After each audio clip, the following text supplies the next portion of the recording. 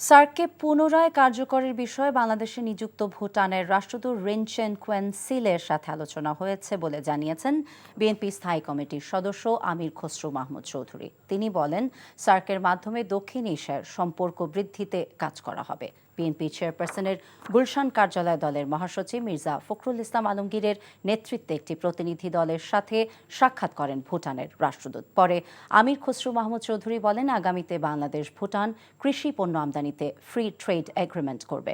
সাশ্রয়ী মূল্যে বাংলাদেশে হাইড্রো ইলেকট্রিক পাওয়ার রপ্তানি করতে চায় ভুটান।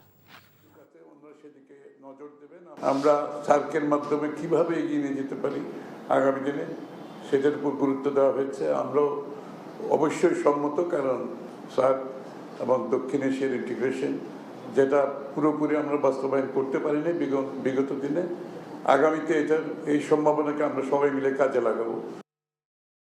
চুলতা কবেকার অন্ধকার বিদিশার দিশা, মুক্তার শ্রাবস্তির কারুকার্য। চেষ্টা করবেন রাত 9টার মধ্যে বাসায় চলে আসার। মেইন গেটে তালা লাগিয়ে দেওয়া হয়। প্রতিদিন কি তড়িঘড়ি করে বাড়িতে ফেরা সম্ভব?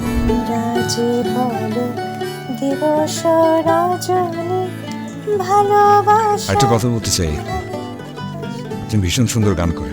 প্রেম পেরোলো অনেকগুলো মাস, ভালোবাসা মেখে আজ তুই অভ্যাস।